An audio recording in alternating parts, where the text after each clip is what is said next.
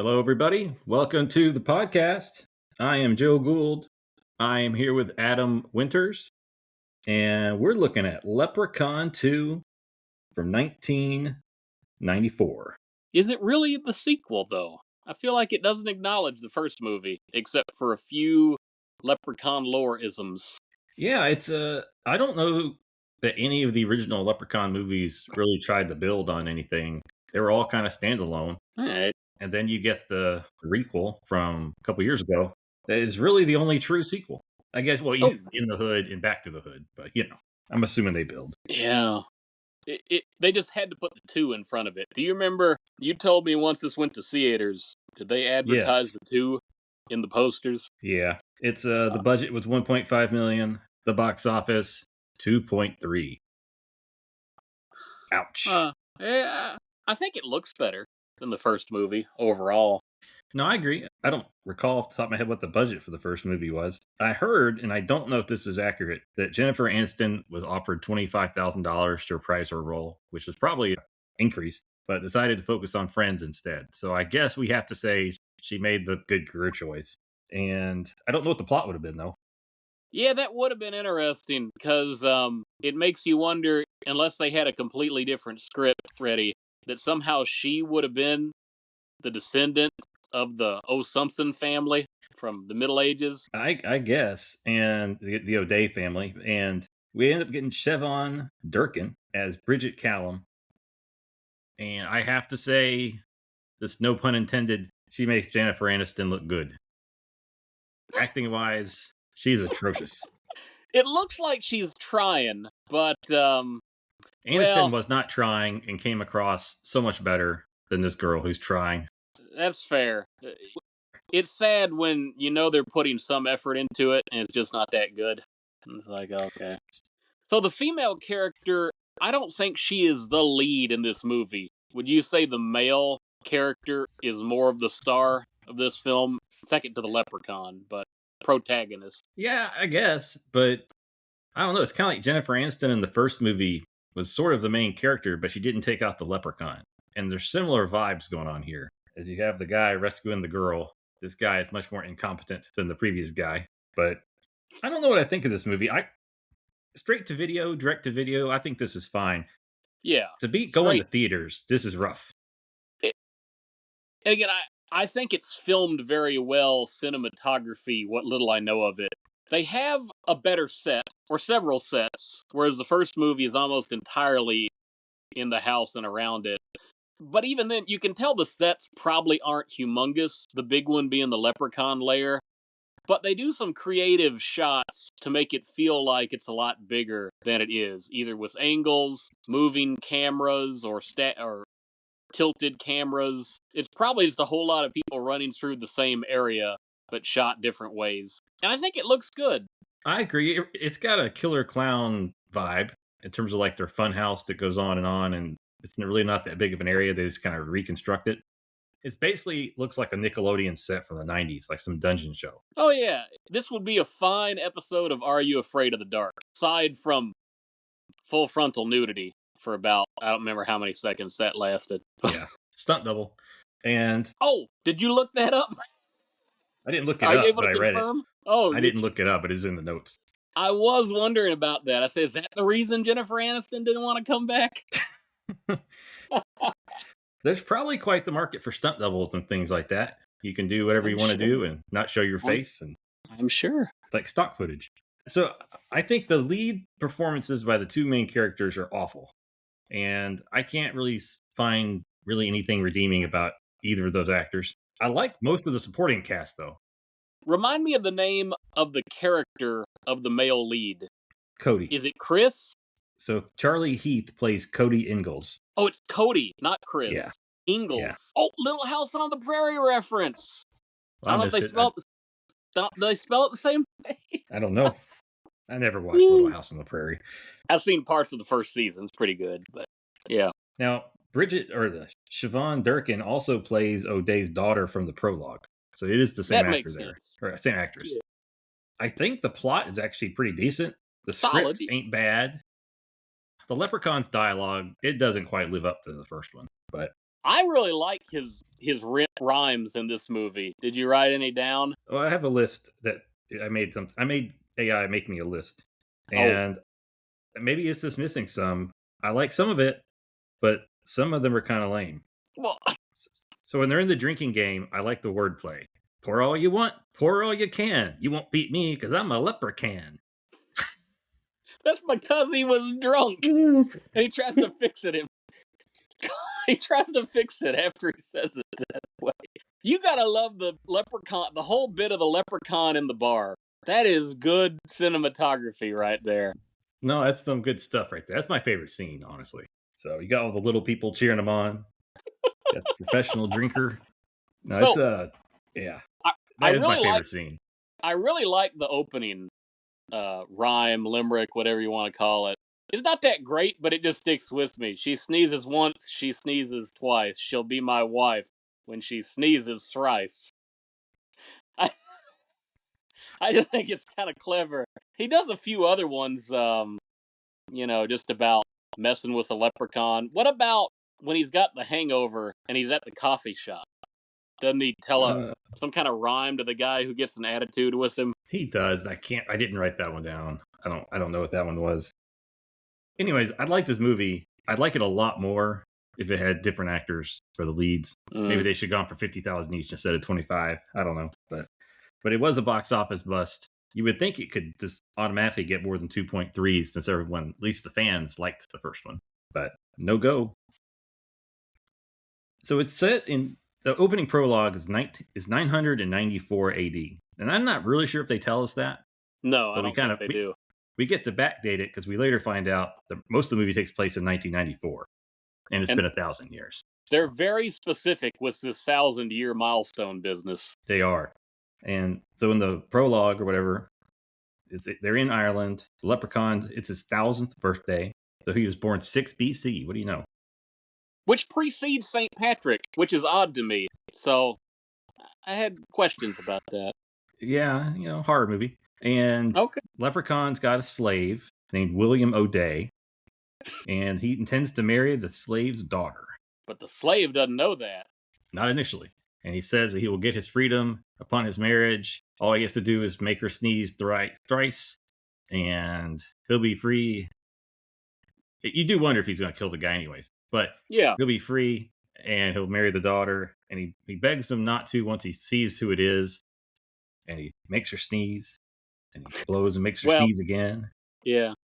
And then on the third one, O'Day says, God bless you, which he was told earlier that, that's the only way to save the girl from getting married. And you think that's going to be a much bigger deal throughout this movie, the sneezing and the God bless you bit. And it only almost comes up accidentally, but that's it. It never becomes a factor again in the movie. No. So O'Day is killed by the leprechaun, and he promises that in 1,000 years, he's going to make a descendant of O'Day be his bride. And the girl comes and cries.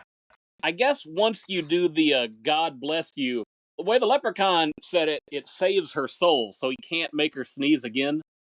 Okay, I missed that, but I'll run with that. So I don't know. It's a weird kind of thing there. Like it makes you feel bad if you don't say anything when anybody else sneezes. In case there's a leprechaun in the room. Yeah, at least the females, because the dude Cody or whatever, he even says the variant, the Gesundheit, but that's not good enough. He's got to specifically say God bless you. Yeah. I mean, do you think there's a variable factor there? Like, if it's a 20-year-old girl, like, you should probably say God bless you. But if you got, like, someone who's been trying, just can't find anybody, none of the dating apps are working. I mean, should they just take the win? You can live forever or close to it with the leprechaun. They even do their own plastic surgery. So I was wondering about that too. That's getting ahead of ourselves, but I was curious what he had in mind when he talked about getting a little bit different look.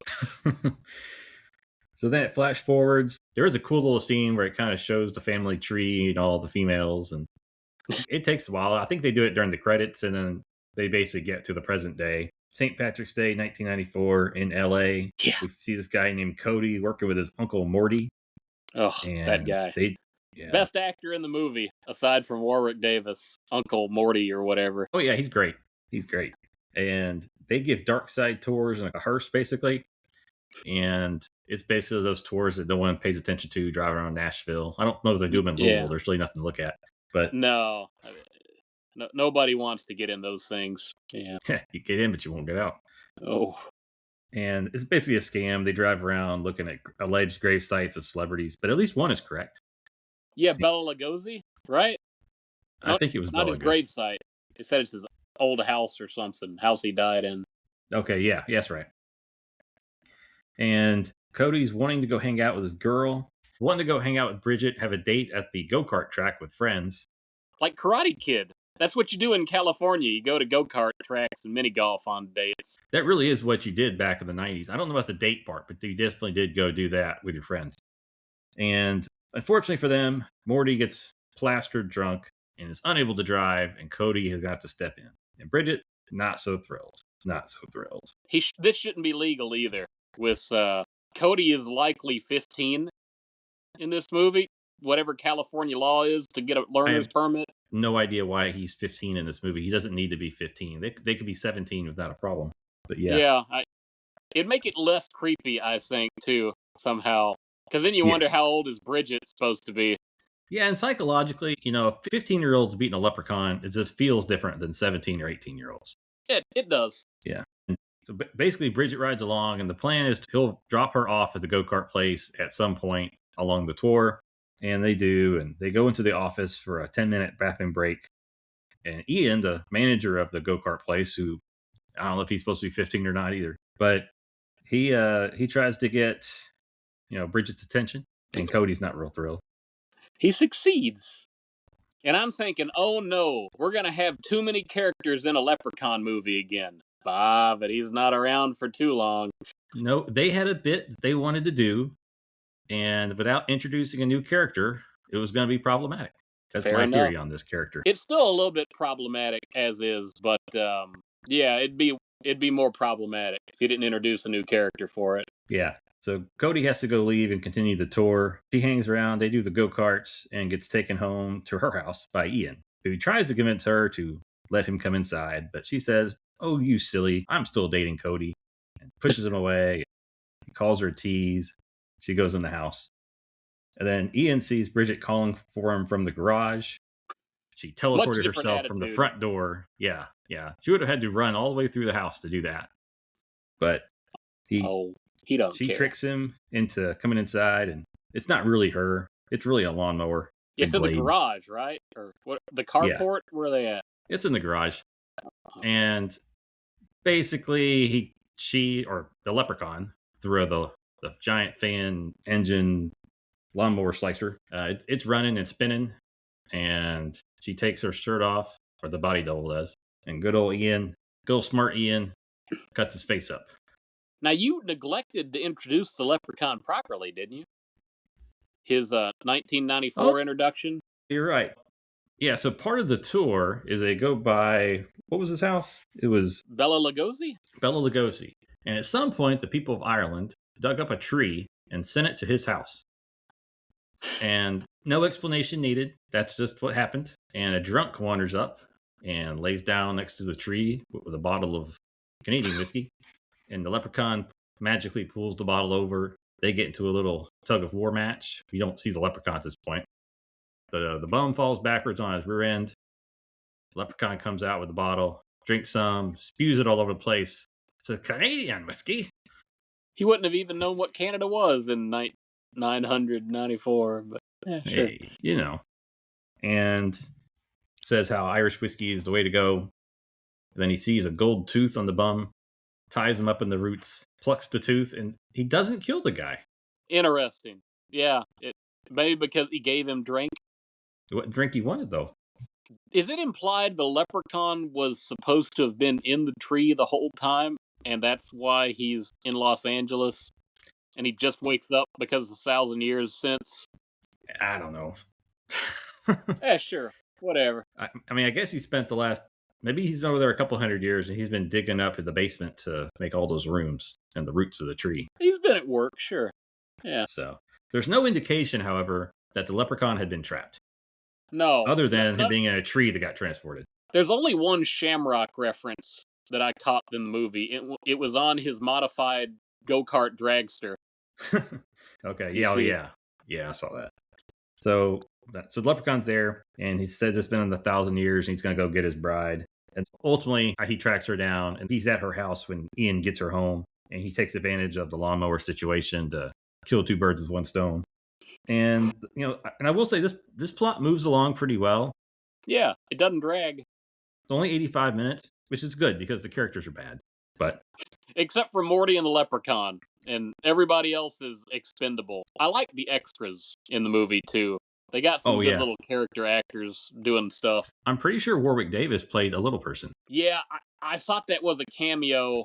I couldn't find any credit for it in terms of like anything acknowledging it, but I am Right. 99% sure. Well, yeah, Cody's walking out of the pub, and that's where he gets met and insulted by another small person dressed as a leprechaun. I thought that Yeah. was Warwick Davis. I'm pretty sure. There was a memorable little white leprechaun who we think is Warwick, and there was a memorable little black leprechaun who is, I think, credited as Black Leprechaun, Tony Cox. African American leprechaun. That's what he's in the credits says. Is that what it was? 1994, Yeah, you don't know what you're going to get. I said, man, can you imagine that being on you're trying to get work in Hollywood, and you put that on your credit sheet? Oh, man. All right. So after that, Cody shows up to apologize to Bridget. They reconcile. And then the leprechaun, you would think that you're going to have some false starts here on this whole sneezing thing. Yeah, I thought they'd save that to the end of the movie. But nope. And he does his little blow in the air thing, and she sneezes. And she sneezes again. And then she sneezes again. And Cody tries to say, God bless you. But a real phone cord from a real phone back in the day, probably would confuse most of modern audiences, strangles him before he can finish the phrase. Though I thought he got enough out that it probably should still count. Oh, if it was Jeopardy, they'd have given it to him, my opinion. Yeah. It's like, Jeopardy, Family Feud, he would have had a chance. Yeah, I think so. And you would think that's something with post-production you could have fixed. But, whatever. They didn't have the extra $1 million budget to go in and do that. So Bridget tries to run to the door. She sees Ian's body hanging outside. Oh, those leprechaun victims are always hanging in random spots, I tell you. How do you think he got him up there? Did he levitate him?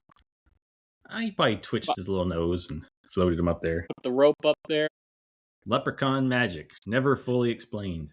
He's not as gruesome as you would think for a guy who tried to make out with a couple of large mower blades.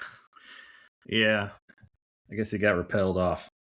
The leprechaun, at that point, pretty much claims Bridget. Says, you sneeze 3 times, you my bride. Of course, I don't know if they understand any of this because he didn't explain the rules to them. It's weird. Yeah, because that if those are the rules, what option does she have to reverse it other than killing the leprechaun? And even then, does that really get you out of the deal? I mean, she's a widow if she wins. I don't think this kind of thing that gets annulled. But I think she should inherit all the leprechaun's gold legally. You would think. That should have been the 3rd movie. Could have been, but they don't like to bring people back for multiple movies, I guess. I don't know they'd want to bring this one back anyways. Good call. Should have resurrected Uncle Morty. Oh, yeah. We haven't even killed him yet. Oh, yeah. So they get into a little scuffle. The leprechaun gets out of there with Bridget, but in the process loses 1 gold coin, and Cody gets possession of it. The pot of gold works the same way in this movie as it did the last movie. In terms of giving him his power? Yeah. Well, I mean, he never really loses the gold in this movie or his power. He already has it, so either he got it back from Ozzy in a different continuity, or he has other stuff in his pot besides his gold. Yeah, he doesn't just collect gold coins or his 100 gold coins. He actually has other gold that he's kind of adding to the pot. It's not just coins. Okay. Yeah, bit of a pawn shop approach to Leprechaun's gold. Which is interesting because I think they have a pawn shop in the next movie. But, all right, so the leprechaun takes Bridget to his lair. At that point, he realizes a coin's missing, tells her to get dressed while he goes to look for it. Cody, at the same time, is getting arrested for Ian's death and for Bridget's disappearance. and for driving with only a learner's permit. Yeah. And then the leprechaun attacks, wants his coin back. Morty shows up, saves Cody, and they run away to a bar. Oh, hold on a second. Let me insert a detail. Everybody always seems to have a book on hand of ancient coins and leprechaun lore. And Morty makes the comment, this stupid book, I should have returned it to the library all those years ago, or something to that effect. As if he checked this book out of a library several years ago, never brought it back. That's why he still has it sitting around. Yeah. He can't afford the quarter for the return fee. But yeah, it works with Morty, though. You missed an important plot point, I think. Did you say that the reason Cody gets out of jail is because Morty goes and bails him out? But if you did, I think you forgot about the key fact. They see the bum, who's also being brought through the station at the same time, complaining about the leprechaun. That's true. That's true. And he got arrested, actually, for running a red light. So at some point, he is being pursued for the other charges, but it's more of a chase and cat mouse game at that point. Because they wouldn't have just let him loose if he was suspected for murder. But yeah, I forget what happened where. And yep.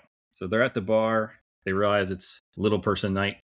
And I don't know if the leprechaun followed them or just happens to be there. But when they're inside, Morty sees the leprechaun. And he sees them back.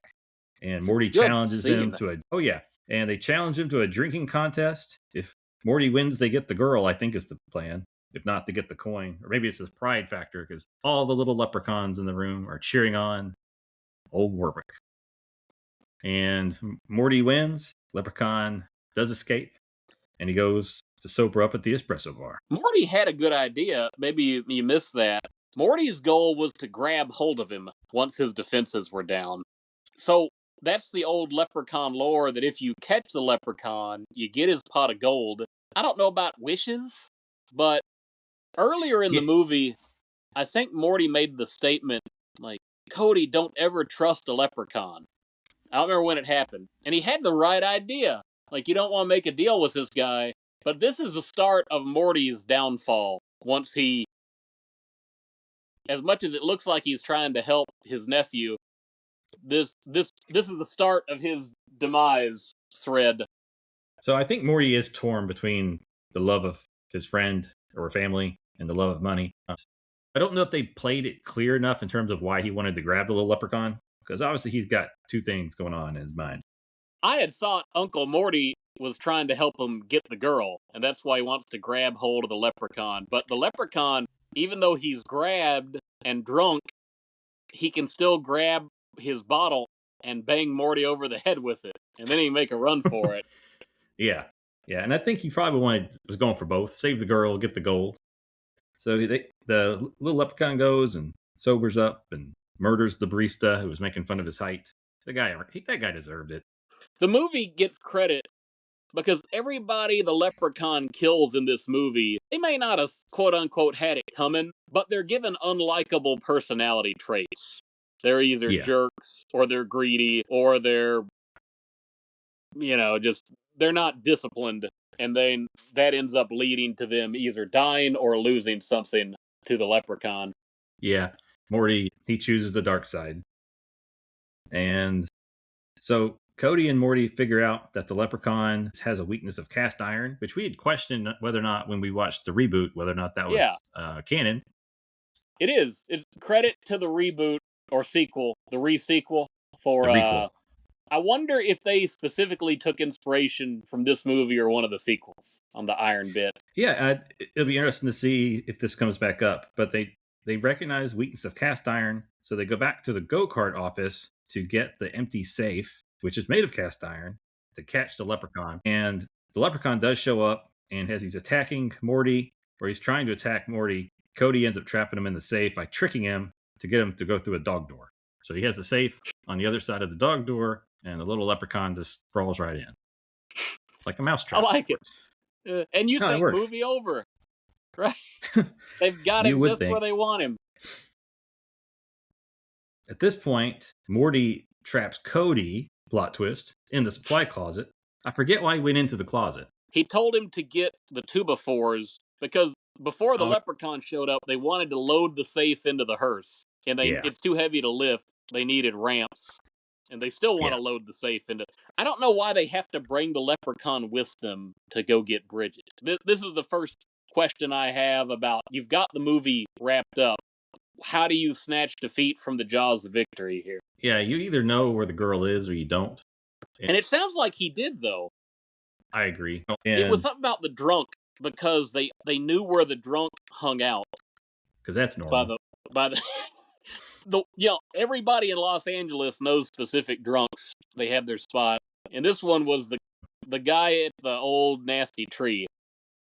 And there was something else, like, there was some clue that Cody realized would make it likely that's where he was keeping Bridget. But by the time they get him in the safe, I think they know where she is. Right.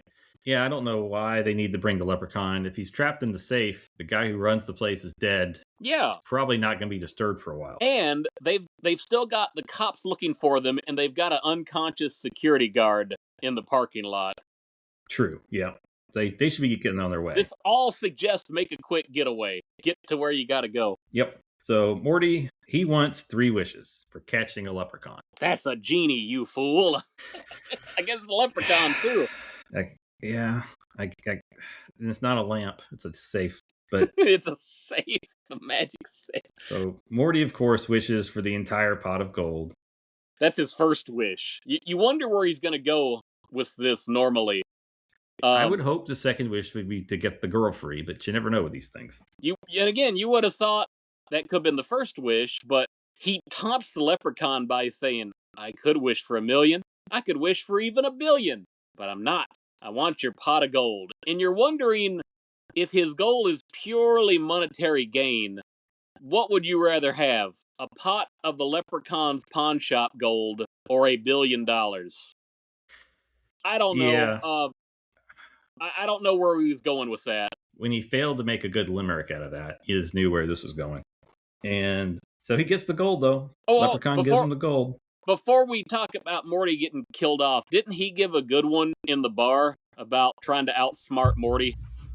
He bested the leprechaun with a limerick. Yeah, I didn't write it down. Hey there, Shorty, you tried to outsmart Morty? Something like that? Oh, yeah. So the way in which the leprechaun tricks Morty, if you want to call it that, is the pot of gold starts manifesting itself inside of Morty's stomach. It inflates like a balloon somehow. Yes. And then it kind of like his belly takes the shape of like a cauldron. Blew all the special effects budget on that. Yeah. Now, Morty's acting like he's in pain, but I feel like not quite enough. And the leprechaun says he can remove it if he uses his second wish. And he does. And the wish does nothing. And then the leprechaun tells Morty, you silly fool, I'm in a cast iron safe. You have to manually open the door. Did he wish to let the leprechaun out? Was that the second wish? Yep, he wished him free from the safe. And then he had to do the work. That feels like a wasted wish. Like he ought to get a do-over on that. I think it's kind of like if you make a wish and you're wishing for more wishes. It breaks the rule and you just lose a wish. Okay, fine. Yeah. I don't think they're really wishes. I don't think he was forced to do any of these things. I think he got his genie and his leprechaun mixed up. You think he just playing him somehow? I think so. Huh. And for his third wish, he wishes for the gold to be removed, which the leprechaun grants by tearing open his stomach. He goes old-fashioned practical on that. Just takes that finger, that sharp finger, and slices it right there. So does that kill Morty, or do we get any more scenes with him? Like a death? I think that's it for him. What's Cody doing at this time? He's getting out the back window? Yeah, I think he gets out of the window of the closet, and I think this is where he gets tied up with the security guard who accuses him of murder. And then the leprechaun comes over, and that's when they have the custom go-kart scene with the clover you mentioned earlier. It's pretty good. I love those bits from the original, how he gets around. And I love his custom go-kart. I want a kart racing game now with the leprechaun unlockable with that particular ride. Leprechaun racing. Yeah. So he tries to run Cody over, and that's when we discover, and I don't think this ever comes up again in another movie, that because he has possession of the gold coin, it is impossible for the leprechaun to harm him. Ozzy would like to throw a protest there regards what happened to him. Well, the same should be true with Uncle Morty. He got a whole pot of gold inside of him, not just holding it. That's true. That I is mean, true. there was a wish, but again, we don't know how the wishes work. Huh. It's funny how sometimes you can miss the biggest plot holes. Yeah, maybe the wish did have something because he was able to do it anyway.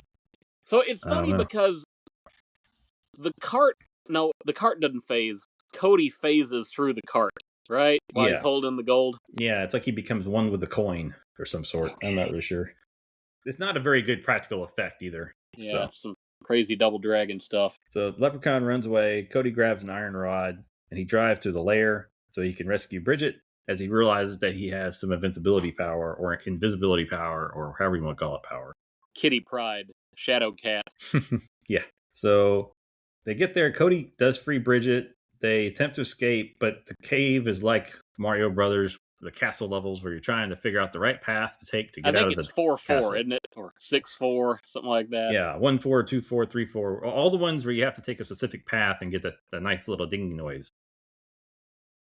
I hate that crazy stuff.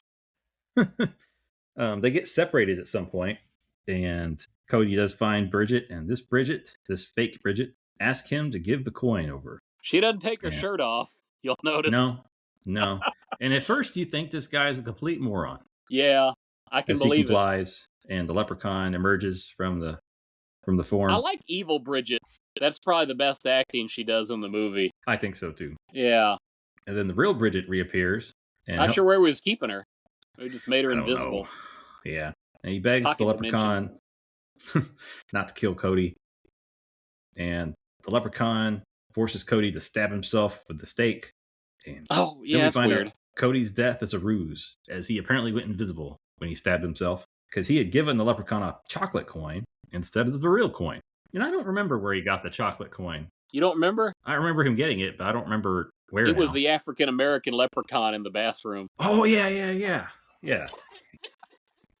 Okay, yeah. He walks in, he's like, it's a leprechaun, and he says, why did you take my gold?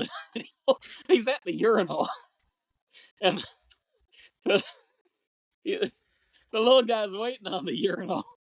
How did it not melt by the time he carried that with him the whole time? Yeah, quality chocolate, I guess. I don't know. Yeah. So, because he was immune to stabbing himself, he then stabs the leprechaun with the stake, and the leprechaun, I think he catches on fire of some sort. Well, he dies. That does happen to him. I was trying to remember.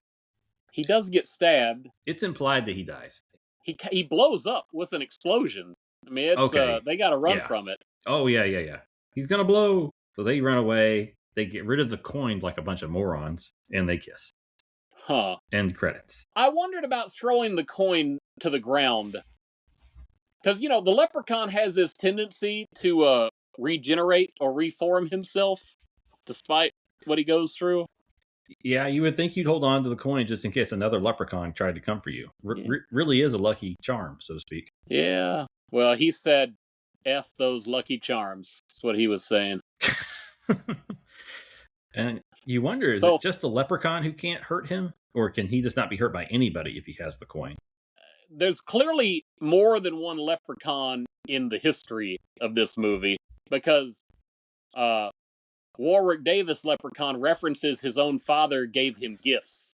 Like one of them was that, I don't know if it was a letter opener, what Bridget tries to stab him with that doesn't work. Oh, yeah. So leprechauns have some kind of a history. We're just not sure how it all works and how many there are. Yeah, and they get to change the history every movie to suit their needs, which is fine. I have no issue with that. Yeah. But kind of a flat ending. Yeah. You don't really get the fake death for the leprechaun. He doesn't come back a second round. I'm okay with that. It's weird how it happens that he explodes after getting stabbed by the iron rod. I just feel like it should take more than one stabbing of an iron rod to take out a leprechaun. Because when he's in the safe, it doesn't kill him. It just it burns when he touches it. So maybe, I guess he overheats when he has it punctured into him. It's like a microwave. It's like a Godzilla meltdown going on. Yeah. So that was Leprechaun 2. How are we going to rank or rate this thing? I don't even know. The shoe gag, I don't know if it's even brought up. He tries to clean his hat when it gets knocked off. I think Bridget knocks his hat off, and he gets upset, gets all huffy. He picks it up and dusts it off. But no shoe gags. So I don't know. Yeah. There's sneezes. There's lawnmower blades. Canadian whiskey bottles. Canadian whiskey bottles. Dude, chocolate coins. Yeah, I like the chocolate coins from the African American leprechaun pot. I like chocolate coins. Sounds good. We'll roll with that. How many are you going to give it?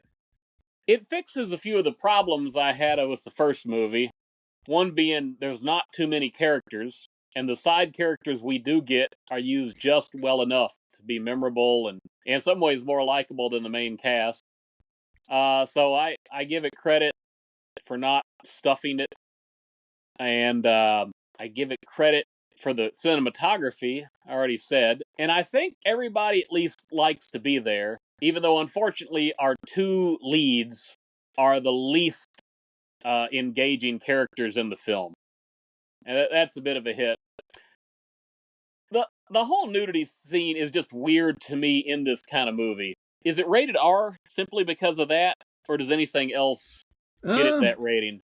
It probably has enough gore to be R. The language is bad, but not horrible. The thing is with the gore, too, they mostly cut away every time there's a chance to get really gory. Even when it's clearly supposed to be really gory, but there's a cutaway. But they really linger on that body double for the nudity. And I'm thinking, I don't feel like this is the kind of movie y'all are trying to make.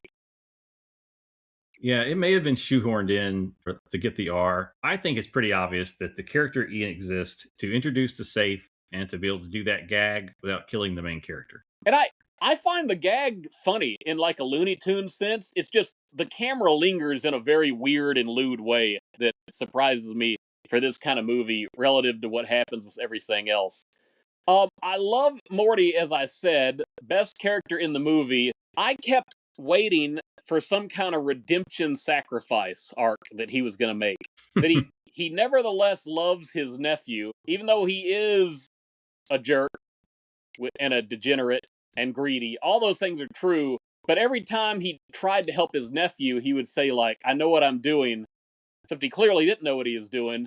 So I guess Morty died the way he lived, as a jackass. But the movie loses something once he's out of it, unfortunately. And at least you have Warwick Davis, who's more prominent, because it is the conclusion and they have their showdown. But those sort of things make me feel like I just can't go as high as I want to with this movie, because I enjoyed so many other things about it. The whole idea of the leprechaun trying to find a bride, I love that as a concept, and even the way it's done with the sneezes I find very memorable. But it just feels like the ending takes the easy way out. There's nothing clever that they have to figure out other than they know he's weak to iron, and that ends up becoming the only thing that you have to do. You don't have to trick him out of his marriage somehow, which Bridget tries to do. She tries to seduce him different ways, to trick him. And I like how Warwick plays it. He wants it to be true, but he's very suspicious every time she warms up to him, and rightly so. Davis is great. I love his little rhymes in this movie. But again, I can't give it any higher than 4 out of 5 chocolate coins. Okay. Gold coins. And I was torn as to whether or not this movie should be penalized for going to the big screen as opposed to direct to video. Yeah, probably. And I'm still surprised it didn't make a little bit more money, just for what it's worth. But I'm torn. It's not as good as the first movie in my mind. The main characters are just too awful, whereas the main characters in the first movie are at least formidable. And yeah, they got an endearing quality. Yeah, and the fact that Jennifer Aniston is famous now does kind of help you when you're looking back at it. It's a little more interesting because you know what she did later, basically. But this girl is just awful, and the two main characters are just awful. And if they were both better actors, I would be happy to give this 4 out of 5. I just can't do it based off those merits. I echo pretty much everything you said, and I think it's a 3 out of 5 chocolate coin movie. It's a missed opportunity. Yeah. How would But you the bar have, scene's great. how would you have rethought the conclusion? Like anything related to this weird marriage contract he has? Oh well, all right. So that's the other critique I have is that they didn't ever flirt with the idea that he's about to get the third sneeze and it doesn't happen for XYZ reason. You know, he gets it in the first try. And then it's not relevant after that No. to any part of the movie. There's no annulment strategy they have to learn how to annul a leprechaun marriage. Yeah. I think a simple thing they could have done was maybe he doesn't blow up and overheat like a hot dog in the microwave, but instead he just looks dead. And then they keep the coin, but he's like barely hanging on. And he goes to last ditch effort to attack Cody, and he like morphs through him and falls down to a well. I don't know. It's just anything not a true false finish where like he's blown up into 50 pieces and he comes back, but just something where almost like Chucky, where they thought he was dead and he's not quite done yet. So it's a good movie. It's fun. It's not too long. I think 85 minutes is ideal for a Leprechaun movie, and it doesn't try to do too much. I think it doesn't quite stick the landing. It gets a few narrative things just wrong for no good reason in terms of like not playing up on the sneezes and stuff like that. But it's a good movie. It warranted a third. Bridget the Leprechaun Widow. That would have been a fun plot thread they could have used. Yeah. All right. Well, that has been Leprechaun 2, which had a different name in Europe. In Europe, it was, or in the United Kingdom, One Wedding and Lots of Funerals. That's good. I like that. We don't get to see the wedding, though. That was a missed opportunity. We got cheated out of a leprechaun wedding scene. That would have been interesting. And there actually are no funerals in this movie. That's true as well. Man. They have to reset. I like it, but it doesn't fit what we got, unfortunately. Leprechaun 2, One Wedding, and Lots of Funerals. Just rolls off the tongue. What can you say? Yeah. All right. Well, thanks, everybody. No one stick their head into a lawnmower blade, please. You want the gold. Bye-bye.